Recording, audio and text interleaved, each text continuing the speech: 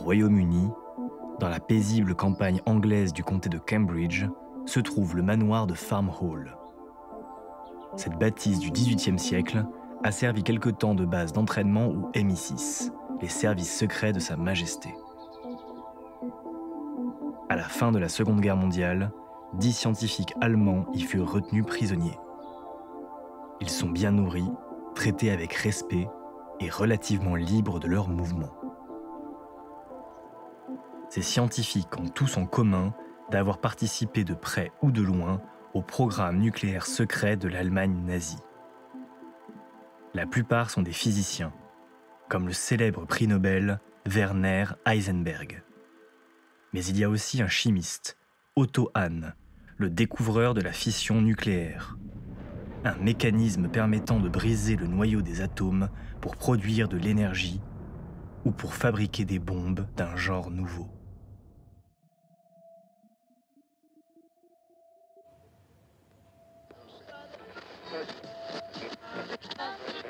Here is the news.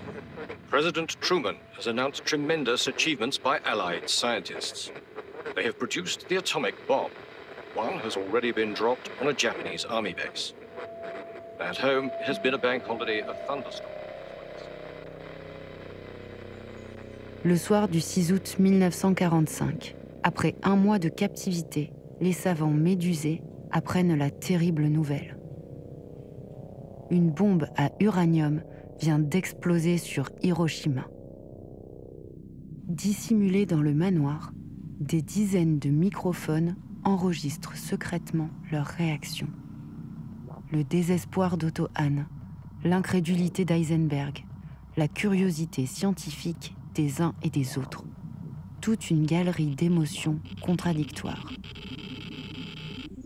Des agents britanniques écoutent, traduisent et retranscrivent les conversations du petit groupe.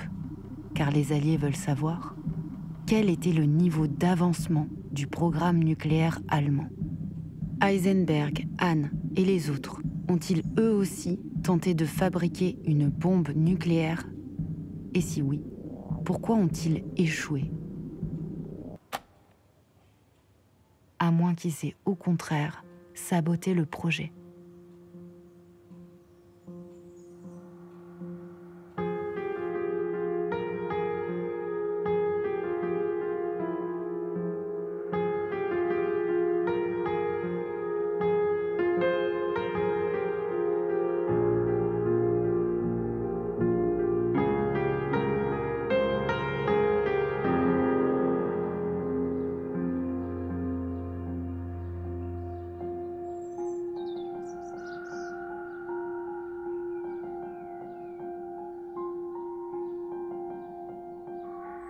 Le manoir anglais de Farm Hall sera donc la dernière étape de notre voyage.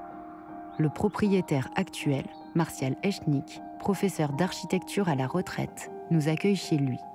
Nous l'interviewons dans sa bibliothèque, la pièce dans laquelle les scientifiques prisonniers avaient l'habitude de se réunir et où ils apprirent l'explosion de la bombe d'Hiroshima. I didn't know about the history of the house until I started to renew the house, and we lifted the floorboards to spray it against the woodworm, and we discovered a number of wires which didn't connect to any particular light fitting, and we didn't know why were these wires in different rooms. Until one of my PhD students came up with a book called The Most Secret War by R.V. Jones, who was in charge of scientific espionage during the Second World War. And it has a chapter about Farm Hall which said that 10 scientists from Germany were interned, and they knew that there have been discussions about the development of the nuclear program. So that I connected the wire with tapping of this conversation. Les écoutes de Farm Hall furent menées pendant 6 mois par une équipe de 8 personnes pour le compte des forces armées britanniques. Baptisée Opération Epsilon, cette mission d'espionnage fera l'objet d'un rapport secret transmis au général Leslie Groves. en charge du programme nucléaire des Alliés. Plus connu sous le nom de Projet Manhattan, ce programme a donné naissance aux premières bombes atomiques, dont celles d'Hiroshima et de Nagasaki. Pendant toute la durée de la guerre, le général Groves et les scientifiques du projet Manhattan n'avaient qu'une peur, que l'Allemagne, patrie de la physique nucléaire, ne développe la bombe avant eux, ce qui aurait donné un avantage significatif à Hitler. On comprend donc pourquoi, après la capitulation allemande, les principaux scientifiques nucléaires du Reich furent traqués, emprisonnés et mis sur écoute à Farmhall. Le régime nazi était tombé, mais peut-être existait-il, quelque part en Allemagne, des armes nucléaires en développement. Déclassifié au début des années 90, le rapport de Farmhall contient des centaines de pages qui retranscrivent les conversations du petit groupe. En creux se dessine l'histoire et l'échec de l'Uranverein, le projet uranium de l'Allemagne nazie. Ironiquement, le premier rapport d'écoute est le suivant.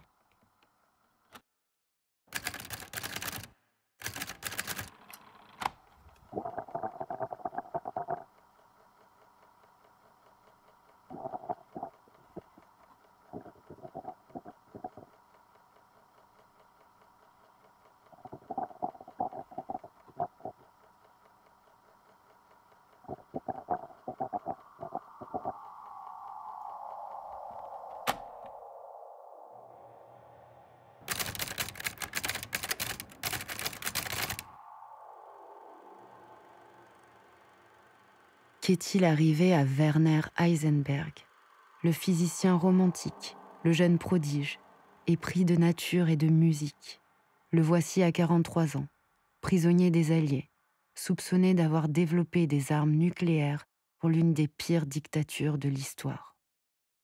Reprenons là où nous l'avions laissé, en octobre 1927.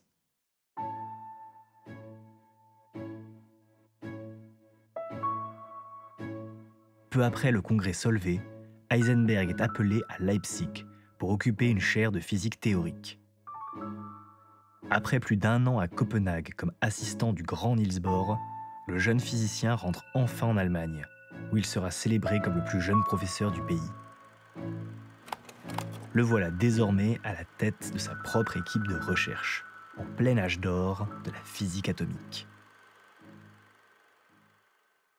Heisenberg, au début des années 30, va travailler sur la physique nucléaire, va être un des premiers à développer un modèle du noyau en utilisant la découverte qui vient d'être faite du neutron.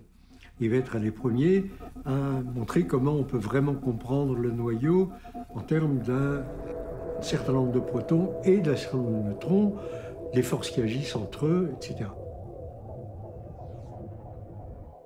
Dans son modèle, Heisenberg suppose que le noyau atomique est composé de 2 types de particules, les neutrons sans charge électrique et les protons chargés positivement.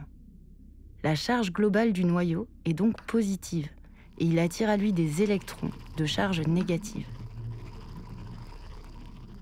Ainsi, pour un atome donné, le nombre d'électrons est égal au nombre de protons pour former un ensemble électriquement neutre.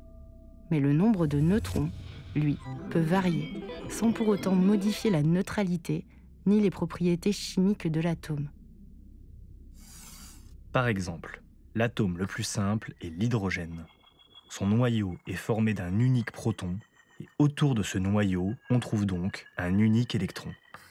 On peut ensuite ajouter un neutron au noyau de cet atome, qui se comporte toujours comme de l'hydrogène, mais en plus massif. On parle d'hydrogène lourd, également appelé deutérium.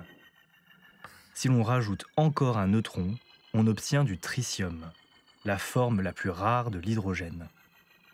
On appelle isotopes ces variantes atomiques, que l'on numérote généralement par le nombre de particules dans le noyau. L'isotope le plus simple de l'hydrogène est ainsi appelé hydrogène 1, le deutérium hydrogène 2 et le tritium hydrogène 3.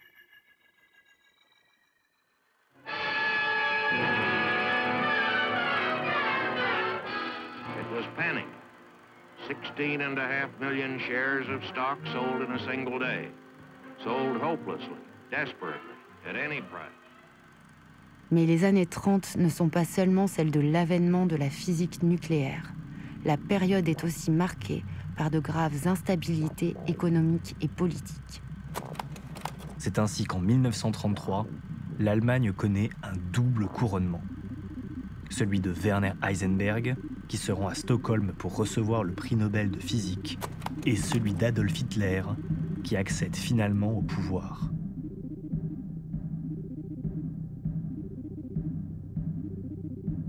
Évidemment, tous les physiciens juifs sont immédiatement exclus de l'université allemande, ce qui, dans les domaines de physique théorique et de mathématiques, représente un pourcentage absolument considérable du monde universitaire allemand. En avril 1933, les savants juifs, les professeurs juifs dans les universités allemandes ont été démis de leurs fonctions. Donc ils sont presque tous partis dès 1933. Heisenberg reste en Allemagne. Et il est non pas membre du parti nazi, mais il est dans l'institution universitaire, académique allemande, dont on sait à quel point elle a été ravagée par l'élimination des juifs, des communistes, etc. Heisenberg a toujours été nationaliste. Pour autant, il n'est pas membre du NSDAP et désapprouve leurs politiques les plus brutales. Il décide tout de même de rester en Allemagne et tente de dissuader ses collègues de fuir le pays.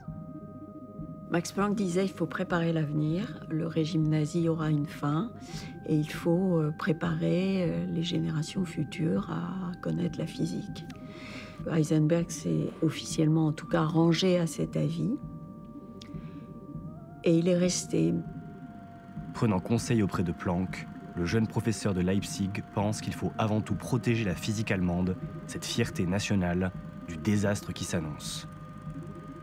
Car en plus de la fuite massive de grands scientifiques comme Born, Einstein ou Schrödinger, un autre danger menace l'université du pays. Un groupe de physiciens nazis mené par Johannes Stark et Philipp Lenard profite de cet exode pour étendre leur influence sur l'ensemble de la physique allemande. Ces défenseurs d'une science aryenne s'opposent aux théories de la relativité et de la mécanique quantique, qualifiées de physique juive. Heisenberg, qui continue d'enseigner et de soutenir publiquement la théorie d'Einstein, devient rapidement une cible prioritaire. He was denounced as what the Nazi paper called a white Jew, whatever that means, literally, and someone who was fit to be sent to a concentration camp.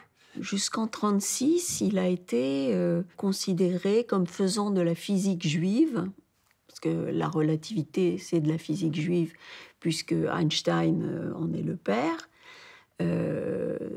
Et c'est en fait sa mère, qui connaissait la mère de Himmler, qui a fait intervenir donc Himmler pour qu'on arrête d'inquiéter Heisenberg. Heisenberg joue de ses relations familiales pour contacter Heinrich Himmler, espérant mettre fin aux attaques contre sa personne. Le chef de la SS demande à ce qu'une enquête officielle soit ouverte sur le physicien. C'est le début d'une année de surveillance et d'interrogatoire, à l'issue de laquelle Heisenberg est finalement blanchi par le régime. And he was called in by the German security authorities and interrogated as to his attitude. And he seems to have come to some sort of compromise whereby he would go on teaching relativity but wouldn't mention Einstein's name. So he was prepared to make compromises. Well, his personality did change, obviously, over the years, and he became much more close up and kept a lot to himself. And I would think that had a lot to do with his political difficulties. Pour se réconforter, Heisenberg peut compter sur son allié de toujours, la musique.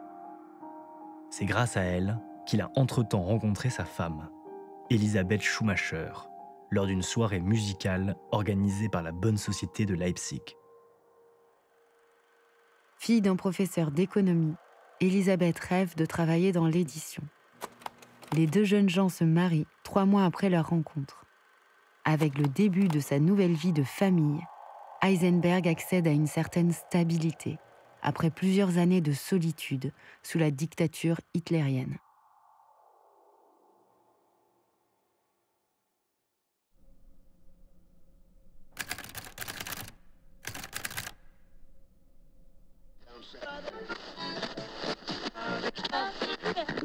Here is the news.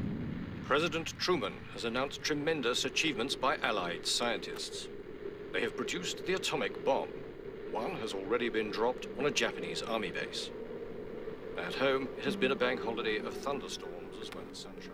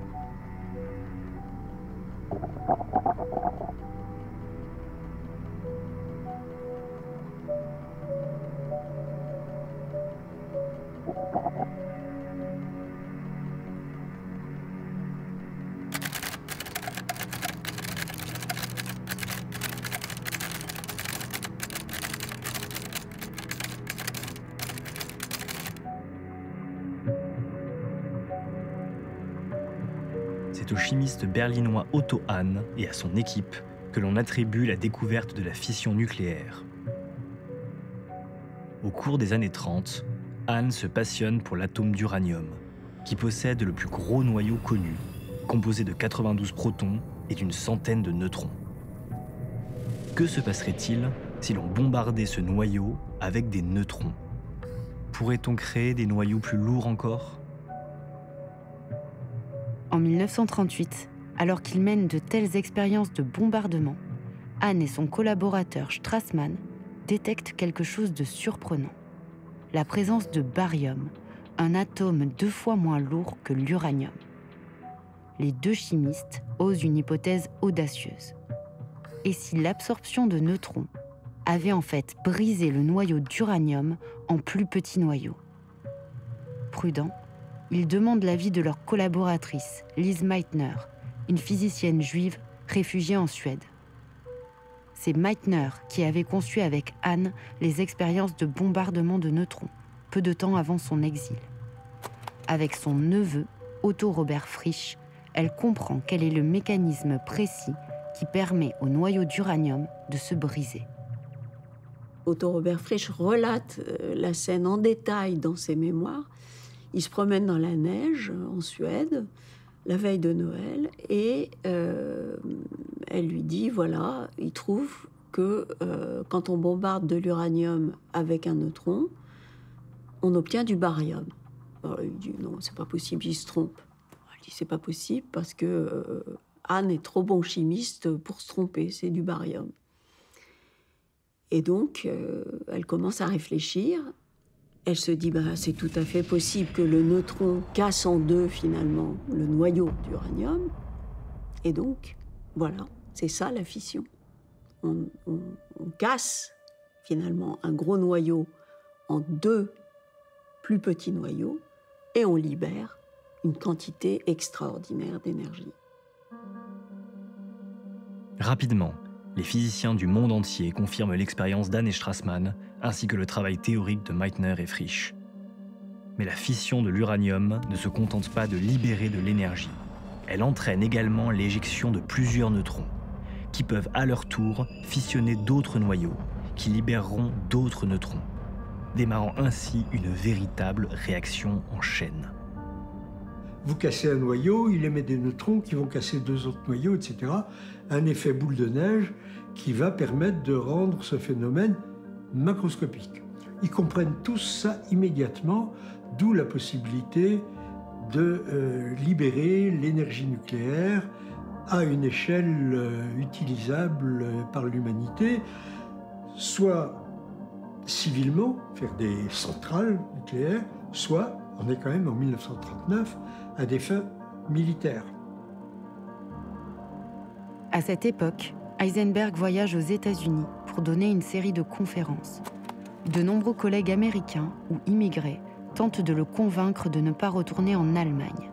Il n'aurait aucun problème à trouver un poste ici, comme Einstein ou Enrico Fermi, qui a fui le fascisme italien. Fermi fait partie de ceux qui essaient de convaincre Heisenberg de s'installer aux États-Unis. Le Reich vient d'envahir la Tchécoslovaquie et les 2 physiciens sont conscients que la guerre en Europe est proche. Bientôt, leurs gouvernements respectifs leur demanderont de travailler au développement de nouvelles armes. Mais Heisenberg s'obstine. Sa décision est déjà prise, il rentrera au pays. He was not prepared to leave Germany. He was a very patriotic German, and he told various people that it was because Nazism would collapse eventually, and he wanted to be there to rebuild German science. Fermi n'est pas parvenu à convaincre Heisenberg de rester. Il le regarde partir, conscient qu'il est l'un des derniers grands physiciens à demeurer en Allemagne, conscient qu'il est peut-être de ce fait l'être le plus dangereux qui soit. Un mois après le retour d'Heisenberg à Leipzig, l'Allemagne envahit la Pologne, marquant le début de la Seconde Guerre mondiale.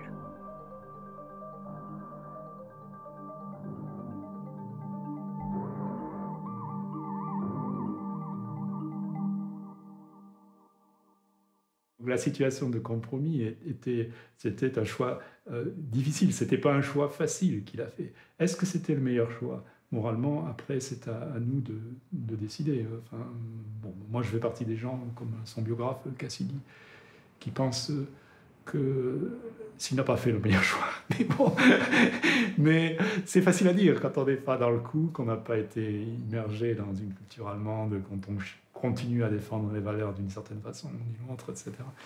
Et puis c'est une naïveté d'universitaire qui voit le monde à partir de son précaré de physicien, quoi, hein, et qui suppose que l'enjeu majeur qui se joue là, c'est la survie de la physique allemande, ce qui est quand même pas une manière de hiérarchiser correctement les choses.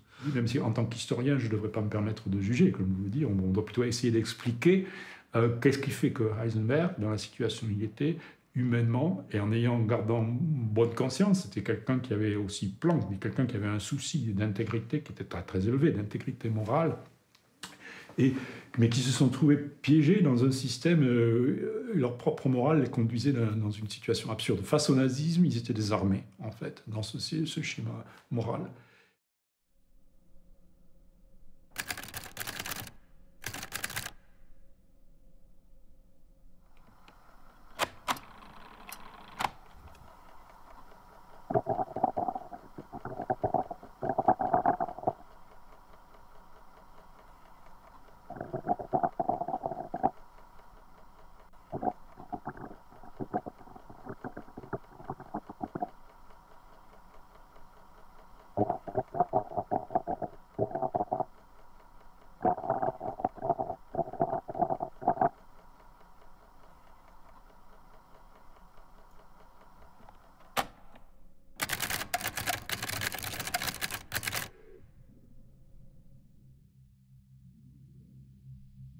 Avec le début de la guerre en Europe, la coopération internationale de recherche sur l'énergie nucléaire s'interrompt brutalement.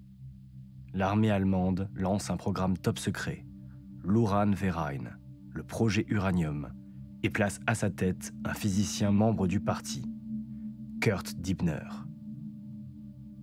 Le projet Uranium démarre en septembre 1939, quelques semaines après la déclaration de guerre. L'Allemagne est la première puissance scientifique au monde. C'est la patrie de la physique nucléaire, de la physique quantique. Et donc, tout naturellement, dans cette course qui s'engage entre Français, Américains, Anglais, Allemands, Russes, la déclaration de guerre va donner une nouvelle impulsion et dans la seconde moitié du mois de septembre 1939, les principaux physiciens allemands travaillant sur ces questions sont réunis et c'est ce qui va donner le projet Uranium.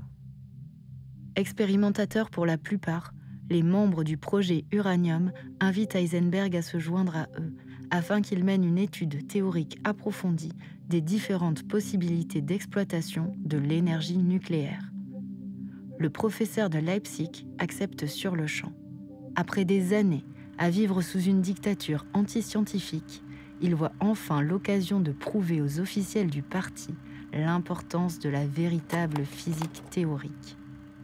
De plus, la tutelle militaire du programme agit comme une protection pour les scientifiques participants, qui restent provisoirement assignés à leur laboratoire, loin des horreurs du front.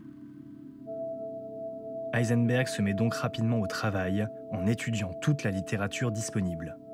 La principale difficulté pour produire une réaction en chaîne a été soulevée dans une étude théorique que son mentor, Niels Bohr, a menée avec l'Américain John Wheeler.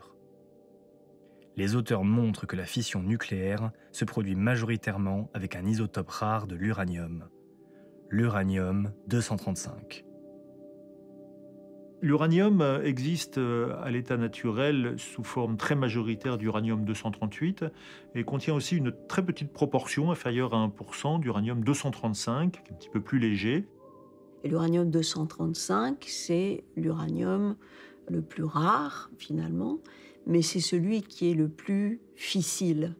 C'est celui qui va être le plus facile à casser et le plus utile si on veut fabriquer une bombe. Le minerai d'uranium naturel est formé à plus de 99% d'uranium-238, un isotope qui ne fissionne presque pas et qui a tendance à absorber les neutrons, ce qui inhibe la réaction en chaîne.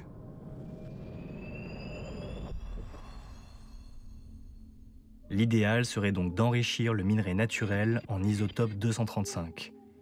Plus il y a de 235, et plus le nombre de fissions sera important. Cependant, Heisenberg note qu'il existe une approche alternative à l'enrichissement. Une approche qui exploite les seuls 1% de 235 présents dans l'uranium naturel. Pour cela, il faut ralentir les neutrons, car les neutrons lents sont en moyenne moins souvent absorbés par les noyaux de 238, qui se contentent de les dévier. En revanche, ces neutrons ralentis sont beaucoup plus susceptibles de fissionner les rares noyaux de 235 qu'ils rencontrent. Ainsi, avec des neutrons lents, le peu de 235 présent est en quelque sorte mieux rentabilisé.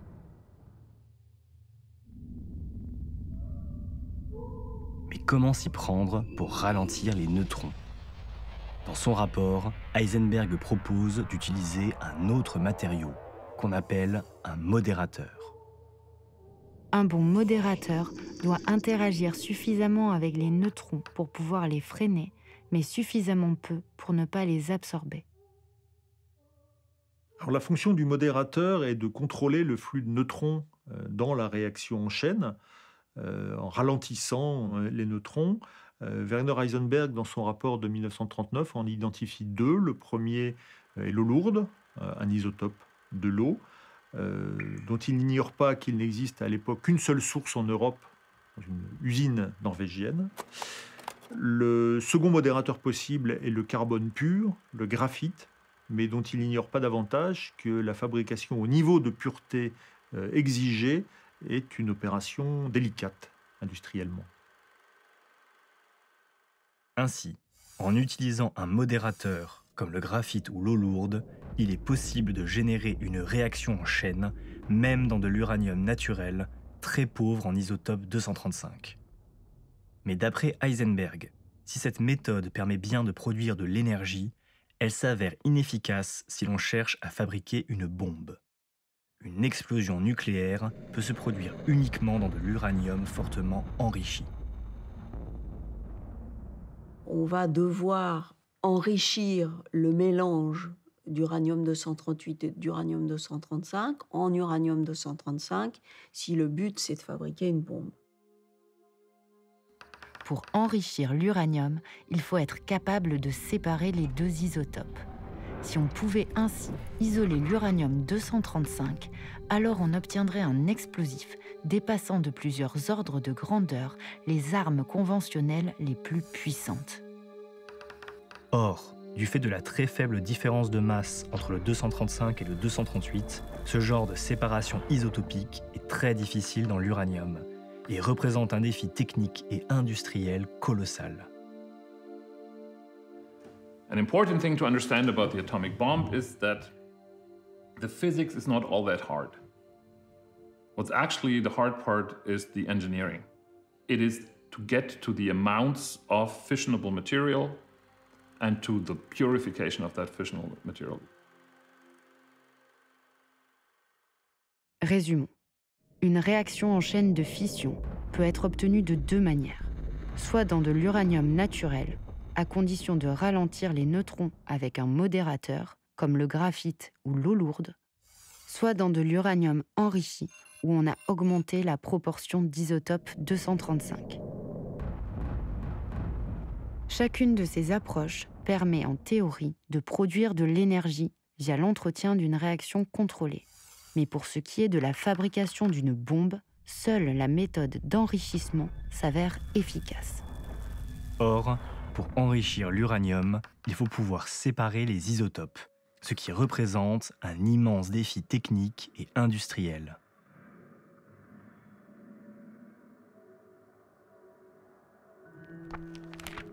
Avec le rapport d'Heisenberg comme ligne directrice, les scientifiques vont explorer ces deux voies. Certaines équipes travaillent à l'enrichissement de l'uranium, comme Polartec à Hambourg, qui veut séparer les isotopes par centrifugation. D'autres équipes tentent d'obtenir la première réaction en chaîne de fission contrôlée. Pour cela, ils construisent ce qu'ils appellent des machines à uranium, des architectures combinant de l'uranium non enrichi à un modérateur. Werner Heisenberg identifie trois points cruciaux pour réaliser une machine à uranium. Il faut de l'uranium, il faut un modérateur et il faut une architecture et notamment une source de neutrons qui va servir à déclencher la réaction. Deux prototypes sont lancés. Les expériences de la série B, sous la supervision de Carl Wirtz à Berlin, sont basées sur une architecture alternant des couches horizontales d'oxyde d'uranium et des couches de modérateurs. Pour faire fissionner les premiers noyaux et initier la réaction en chaîne, une source de neutrons est introduite au milieu de la pile. Enfin, l'ensemble est immergé dans un réservoir d'eau qui sert à absorber les neutrons et la chaleur produite. Pendant ce temps, à Leipzig, Heisenberg dirige les expériences de la série L.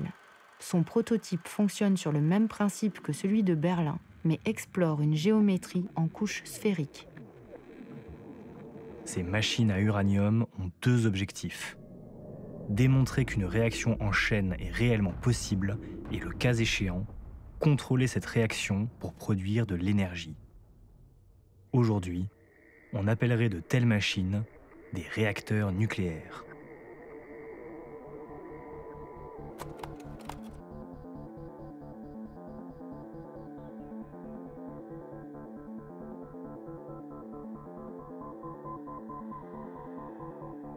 Les débuts de la Seconde Guerre mondiale vont donner à l'Allemagne quasiment toutes les cartes nécessaires pour prendre la tête de la course à l'énergie atomique et à l'arme atomique. Fin 1938, début 1939, l'Allemagne envahit la Tchécoslovaquie et met ainsi la main sur la plus grande mine et la principale mine d'uranium d'Europe. Printemps 1940, l'Allemagne envahit le Danemark puis la Norvège. Au Danemark, met la main sur le laboratoire de Niels Bohr qui possède un cyclotron, donc une source de neutrons possible.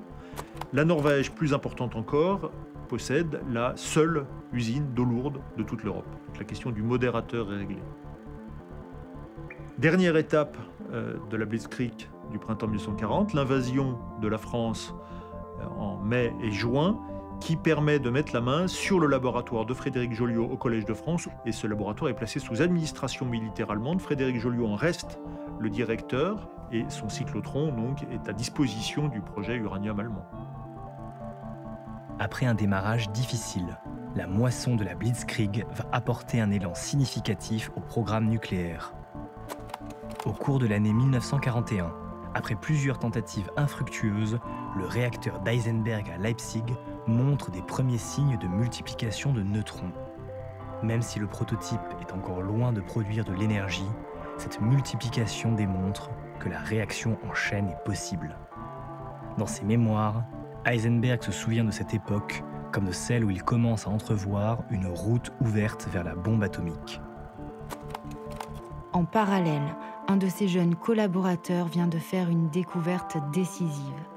La possibilité d'exploiter l'élément 94, le plutonium, comme explosif à la place de l'uranium-235.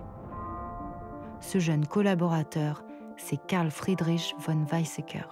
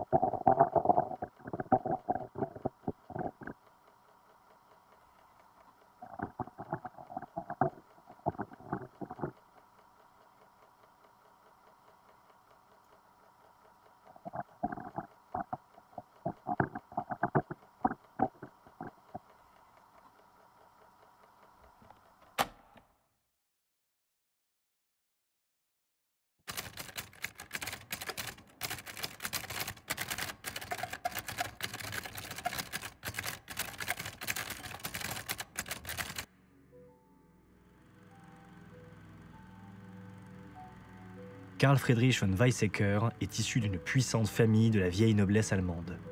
Son père, Ernst von Weizsäcker, est le numéro 2 des affaires étrangères du Reich. Carl Friedrich a étudié la physique auprès d'Eisenberg, qui le considère comme son protégé.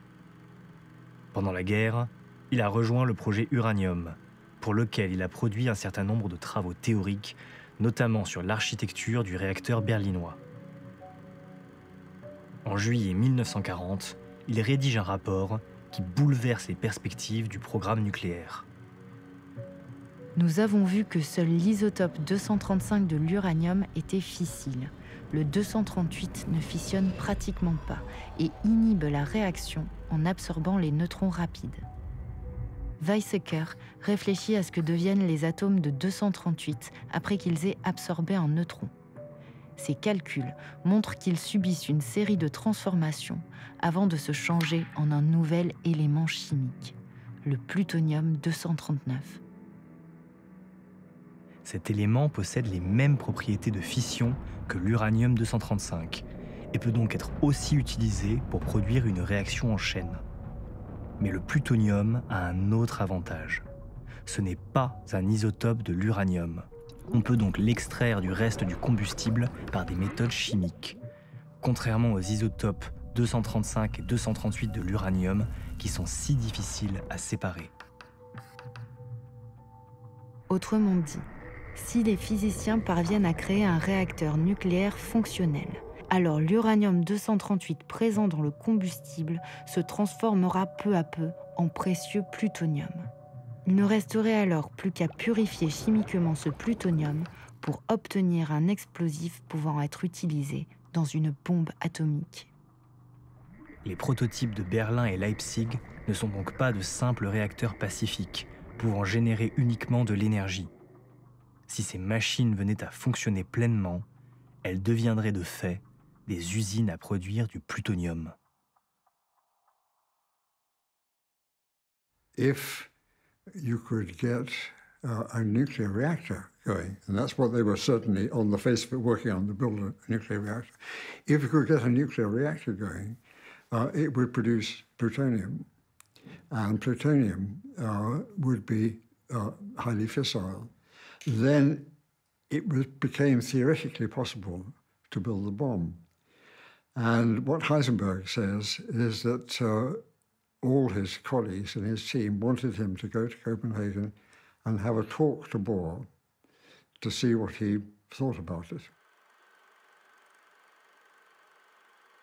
Yes, so the context of the 1941 meeting between Bohr and Heisenberg is, of course, that in 1940, Germany, Nazi Germany, had occupied Denmark.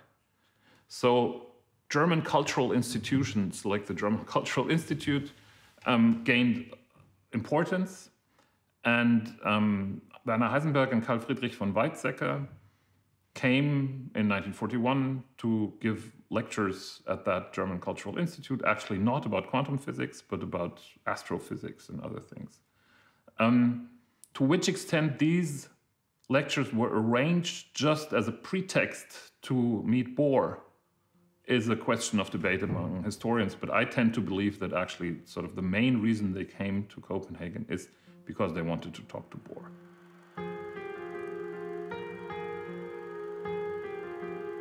Ainsi, c'est avec le prétexte d'aller donner une conférence d'astrophysique que deux physiciens allemands, Heisenberg et Weizsäcker, se rendent au Danemark occupé en septembre 1941. Niels Bohr et Werner Heisenberg ne s'étaient pas revus depuis le début de la guerre. Ils s'étaient quittés collègues. Ils se retrouvent citoyens de nations ennemies. Cette rencontre du maître et de l'élève à Copenhague est entourée de mystères, au point d'être devenue l'épisode le plus énigmatique et controversé de l'histoire du programme nucléaire allemand. Une seule chose est sûre, cet échange a marqué la fin d'une amitié de plus de 20 ans. They were very close, and that friendship was broken by the meeting in 1941. Whatever was said, whatever happened, whatever Heisenberg's intentions were, they found it difficult to put that friendship together again. La pièce à succès de Michael Frayn, Copenhagen, tire sa matière des différentes spéculations entourant les discussions de Bohr et Heisenberg. Nous ne savons même pas où a eu lieu la conversation fatidique. Pour Bohr, c'était dans son bureau. Pour Heisenberg, qui craignait une surveillance de la part de la Gestapo, c'est dans le Falletparken, derrière l'Institut, que tout s'est passé. So I think there is consensus that there was at least one meeting between Bohr and Heisenberg in 1941 where they talked about the German uranium project and atomic bombs. And what also is agreed upon by everyone is that sort of that meeting sort of left both parties, Bohr and Heisenberg, unsatisfied, let's put it mildly, and startled to some extent. So both of them did not feel like this had been a good meeting. But then the disagreements start. Well, some people have suggested that he wanted some kind of deal with, through Bohr, with Western physicists, to say that if we don't, in Germany, if we don't work on the bomb, then in return we expect Western physicists not to work on it either. Other people have said, no, that's complete nonsense. Some people have suggested he was sent by Nazi authorities to spy on Bohr to find out what Western physicists were doing.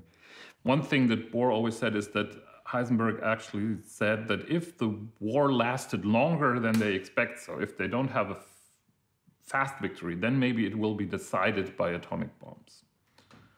What then the reaction of Bohr is that he was startled by this meeting because he believed Germany was, to a much larger extent than he had thought before, involved in a nuclear program that had the double purpose of producing maybe reactors, but potentially also atomic explosives, so an atomic bomb. On ne saura jamais vraiment ce que les deux hommes se sont dit ce jour-là, à Copenhague. Quoi qu'il en soit, leur amitié est en lambeaux, et Heisenberg rentre en Allemagne, dans son pays victorieux. Tristement victorieux, mais plus victorieux pour longtemps. Quelques mois après la visite d'Heisenberg au Danemark, la Blitzkrieg d'Hitler, sa guerre éclair, s'essouffle. Sur le front de l'Est, la Wehrmacht est stoppée à Leningrad et Moscou. Le bombardement de Pearl Harbor est également un tournant, avec l'entrée en guerre des États-Unis. Toute l'économie du Reich est alors entièrement mobilisée pour une guerre totale. Si le projet Uranium veut garder le soutien de l'armée, il doit prouver son utilité à l'effort de guerre. Les physiciens du projet Uranium ont remis au début de 1942, en février, un rapport récapitulant les possibilités techniques, un rapport soulignant les progrès réalisés dans la voie de la fabrication d'un réacteur et soulignant la possibilité théorique de construire une bombe. Les réactions des officiels de l'armée sont mitigées. Si le pouvoir destructeur de la bombe nucléaire les fascine, ils cherchent avant toute chose à produire de nouvelles armes le plus rapidement possible. Même si les expériences sur les réacteurs ont montré des signaux encourageants, les prototypes ne produisent toujours pas d'énergie et encore moins de plutonium. En parallèle, les expériences de séparation isotopique de l'uranium n'en sont qu'à leur balbutiement. Or, sans plutonium ou sans uranium-235 purifié, il n'y a pas de bombe atomique. Dans ses différentes interventions, Heisenberg insiste donc sur le fait que la construction d'une telle arme prendra du temps. En comparaison, l'optimisme de Werner von Braun, qui défend un projet de missile balistique, paraît beaucoup plus prometteur. Le programme nucléaire est maintenu et ses principaux chercheurs sont tenus à l'écart du front. Mais le projet perd une partie de ses financements, sa tutelle militaire et son caractère prioritaire. There is a point in time during the war where the idea of building an atomic bomb is completely given up, if there ever has been something like that. And that's probably in 1942. Les Allemands préfèrent développer ce qu'ils vont faire avec un succès technique, mais un succès militaire limité, des fusées balistiques modernes, les V1 et les V2. Avec la fin de la tutelle militaire, Kurt Dipner perd ses fonctions de coordinateur du projet. C'est le Conseil de recherche du Reich, un organe civil, qui reprend la main et qui place Heisenberg à la tête des équipes de l'Institut Kaiser Wilhelm à Berlin. C'est la consécration de sa carrière, puisqu'il s'agit du laboratoire le plus prestigieux d'Allemagne et d'Europe en la matière. Et c'est aussi une sorte de revanche pour quelqu'un qui avait été suspecté par les services de sécurité nazis qui doutaient de sa fidélité au régime dans les années 30. Il accède là à un poste académique de tout premier plan où il pourra, et il le dira par la suite, défendre la recherche en physique allemande. S'il n'est pas le coordinateur du projet Uranium, Heisenberg en est désormais le principal chercheur. 5 ans auparavant, sa défense de la physique théorique l'avait mis en porte-à-faux avec le régime. Le voilà désormais totalement intégré à l'effort de guerre, au sommet de la vie académique du pays. Un pays qui a certes renoncé temporairement à la bombe nucléaire, mais dont les dirigeants viennent tout juste de déclencher la solution finale.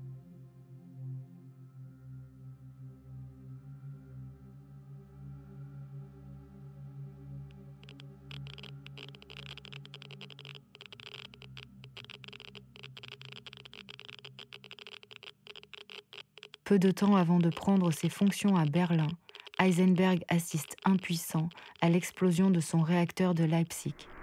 Désormais, il concentrera ses efforts sur le réacteur de l'Institut Kaiser Wilhelm de Berlin, où il rejoint Wirtz et Weizsäcker. Pendant ce temps, à Gottorf, Kurt Dibner a lancé sa propre expérience. Un prototype exploitant une architecture nouvelle, des cubes d'uranium entourés de modérateurs. Mais ces nouvelles expériences ne pourront pas aller bien loin. À partir de 1943, les bombardements alliés vont considérablement impacter l'appareil industriel allemand et ralentir fortement les programmes de recherche.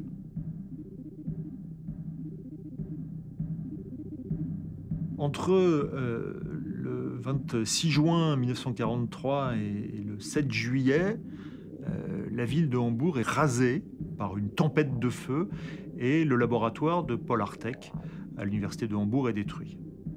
Ce bombardement aérien de Hambourg n'est que le début des campagnes de bombardement massifs sur les villes allemandes.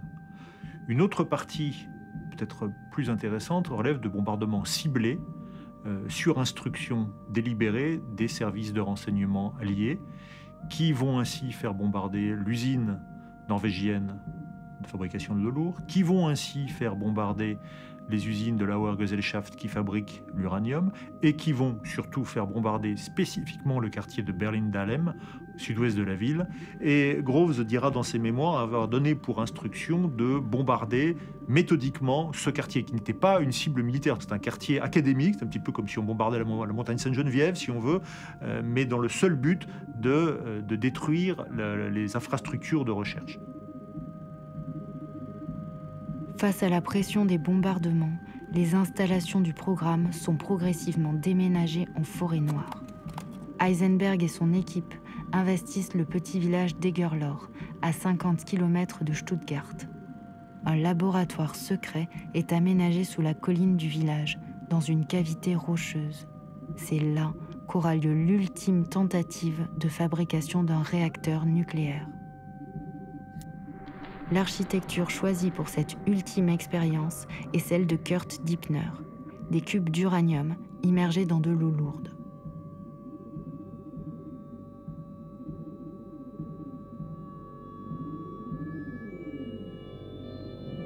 S'ensuivent les mois les plus harassants de la guerre. Heisenberg écrit souvent à sa famille, réfugiés dans leur maison de campagne du petit village d'Urfeld, moins exposés aux bombardements que Leipzig.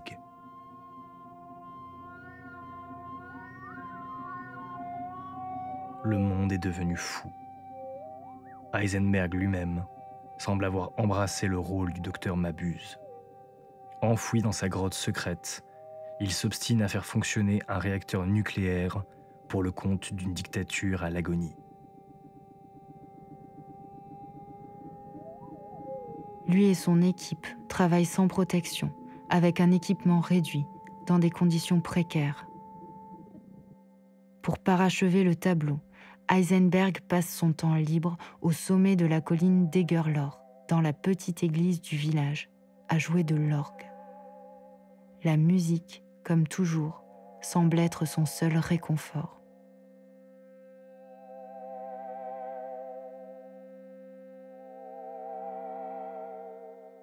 Après quelques mois de recherche harassante, et alors que le Reich vit ses derniers jours, le réacteur obtient le taux de multiplication de neutrons le plus élevé jamais observé en Allemagne.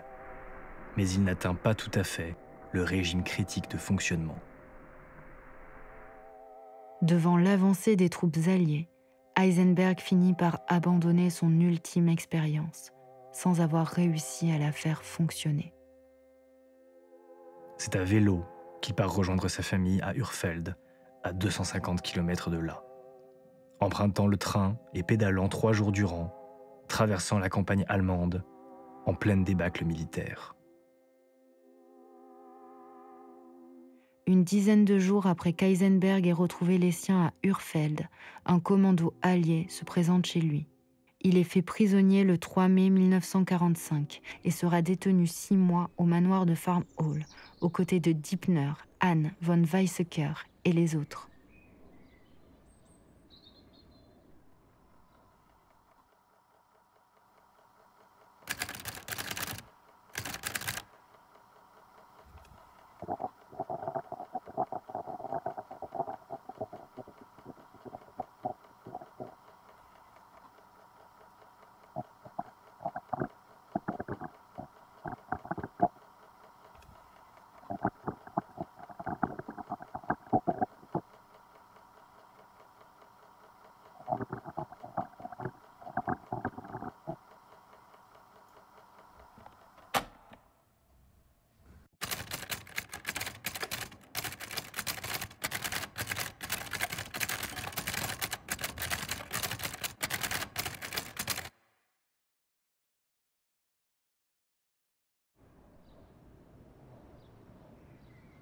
Les écoutes de Farm Hall ne laissent pas de place au doute. Le Troisième Reich n'a jamais développé la bombe atomique. L'Allemagne, partie en tête dans la course à l'énergie nucléaire, n'est pas même parvenue à franchir la première étape, l'obtention d'une réaction en chaîne contrôlée au sein d'un réacteur. Dans le camp adverse, aux États-Unis, Fermi y est parvenu dès 1942, en utilisant non pas de l'eau lourde, mais du graphite comme modérateur. Mais outre ces erreurs scientifiques, si on compare le projet Manhattan des Alliés au programme nucléaire allemand, on constate que ce dernier a souffert d'importants problèmes d'organisation, un manque de coordination, de ressources et de personnel. Les Allemands sont restés au stade de l'artisanat, tandis que les Américains ont développé une véritable industrie de la bombe. What you really need for the atomic bomb and for the Manhattan Project to work is a huge industrial endeavor to purify uranium or to produce plutonium. This big industrial challenge that Germany was not able to do. They might have been able to understand more about how to build a bomb, but what good would have done it to them, because they would not have been in a position to actually get the material, the fissionable material, to make it a reality. Cette conjugaison d'une dispersion des efforts, d'erreurs scientifiques, de limitation des capacités industrielles de l'Allemagne a fait que finalement ce programme s'est perdu dans les sables et s'est enlisé. Si les historiens s'accordent aujourd'hui sur les raisons matérielles de l'échec du projet uranium, la composante humaine est plus obscure. Quel rôle ont vraiment joué les physiciens, Heisenberg en tête, dans cette débâcle? Ont-ils simplement échoué à faire la bombe, ou bien une résistance s'est-elle organisée? L'hypothèse la plus favorable à Heisenberg serait celle d'une incompétence volontaire et en quelque sorte d'un sabotage conscient du projet pour que Hitler n'ait jamais une bombe entre les mains. Contrairement à ce qu'on a pu entendre, moi, dans tout ce que j'ai lu d'Heisenberg, j'ai jamais vu, il n'a jamais, lui, avancé l'hypothèse qu'il avait saboté quoi que ce soit. Encore une fois, il est toujours un peu vaporeux et flou, il a l'air de jeter un voile pudique sur les choses. We felt that in this situation, the physicists really had some influence on the further development of the project, because the physicists could argue in two ways. They could say, one can make atomic bombs, therefore one should try to make atomic bombs.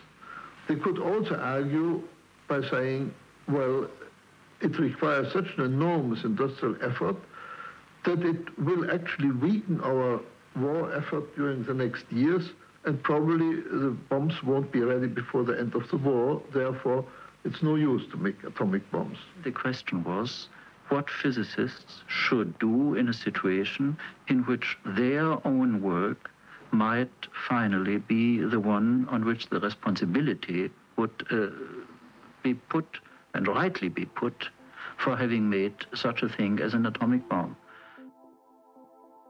Si les déclarations d'après-guerre d'Heisenberg ne sont pas exemptes d'ambiguïté, Weizsäcker et lui vont, à plusieurs reprises, laisser entendre que les physiciens allemands auraient pris le contrôle du programme afin de le détourner de la conception d'armes nucléaires. ce positionnement très polémique donne lieu encore aujourd'hui à de vifs débats. Car si les uns célèbrent l'hypothèse de cette résistance, les autres y voient une hypocrisie supplémentaire de la part de savants qui n'ont pas hésité à se compromettre avec un régime génocidaire. C'est quand même extraordinaire d'avoir réussi pendant tant d'années à maquiller un échec scientifique en victoire morale.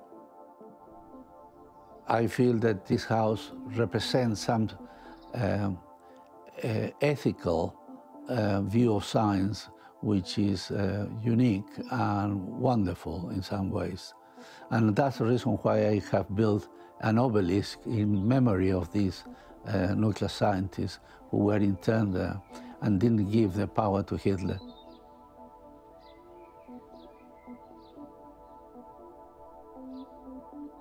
Les scientifiques allemands ont-ils collaboré ou résisté? Le débat n'est toujours pas tranché, mais la véritable question est plutôt de savoir pourquoi il nous hante encore aujourd'hui.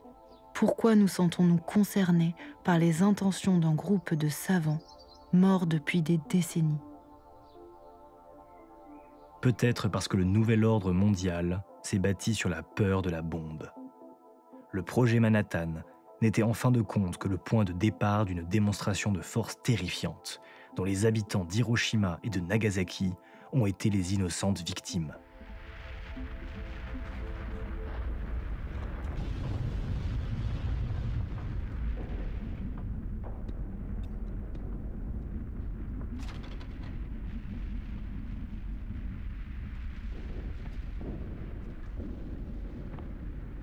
On oublie la donnée simple. Il y a un seul pays du monde qui a utilisé la bombe atomique jusque-là, et pour des raisons disputables, parce que la guerre était pratiquement vaincue. Donc pour des raisons probablement de pouvoir et d'affirmation de pouvoir. Et je pense que ça, c'est la logique qui est horrible.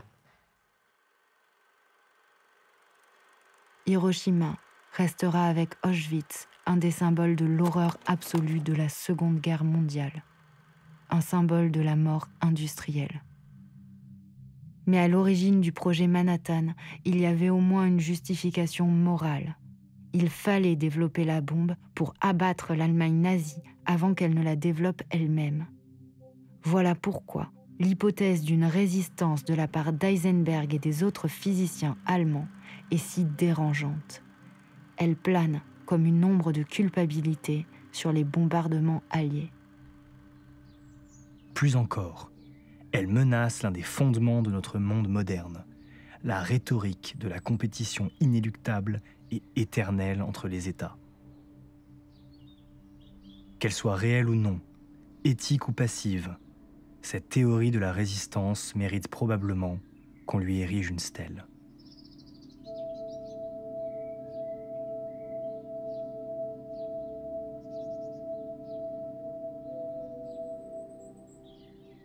Pour conclure, revenons à Heisenberg. En tant que pionnier de la mécanique quantique, prix Nobel de physique, principal théoricien du programme, il cristallise autour de sa personne toutes les passions et tous les débats entourant le projet Uranium. Il est son incarnation, son visage. Il porte à jamais sa malédiction. Il nous est impossible de connaître ses véritables intentions vis-à-vis de la bombe. De nombreux auteurs ont relevé le parallèle entre ses actes sous le régime nazi et sa plus célèbre découverte. Comme les inégalités qui portent son nom, la vie d'Eisenberg est pleine d'incertitudes. Quand on lui pose des questions précises, il louvoie toujours un peu, on a l'impression à Heisenberg, il dit jamais « Ah, j'ai soutenu le régime nazi, j'ai travaillé pour lui », et il dit jamais non plus « Je me suis radicalement opposé à ce système que je détestais ». Il dit ni l'un ni l'autre, il est toujours dans un entre-deux. L'hypothèse du nazi convaincu qui veut faire la bombe atomique, j'y crois vraiment pas du tout. L'hypothèse du résistant qui sabote consciemment les choses, j'y crois pas vraiment non plus. L'hypothèse plus modeste de quelqu'un qui n'a pas vraiment envie de faire ça et qui ne peut pas non plus brutalement refuser de le faire, étant donné le contexte, me convainc davantage. S'il nous est permis de donner notre avis, il nous semble qu'Heisenberg était avant tout un homme perdu, en partie brisé par des années de dictature. Certes, il était un patriote, probablement désireux d'une victoire de son pays. Certes, son combat pour protéger la physique allemande l'a conduit à de nombreux compromis. Mais bien qu'il ait fini par mettre son talent au service du régime, il était, selon nous, peu motivé par l'idée de fabriquer une bombe pour Hitler. Dès sa nomination à Berlin en 1942, alors qu'il devenait le principal chercheur du projet uranium, Heisenberg semble avoir délaissé son réacteur pour revenir à ses amours de jeunesse, la quête des lois fondamentales de la nature. À cette époque-là, ses publications portent sur l'étude des rayons cosmiques qu'on observe dans les chambres à brouillard du monde entier. Comme tous ses collègues, amis ou ennemis, il scrute les traces de nouvelles particules, de nouvelles symétries. Il y a plus dans la matière que les protons, les neutrons et les électrons. Les physiciens découvrent l'extraordinaire zoologie des composants élémentaires du monde. Un nouveau cadre se développe avec la théorie quantique des champs. Dans son esprit, fatigué par la guerre, Heisenberg avait quitté les ombres du national-socialisme et il était reparti sur Helgoland, son île au trésor.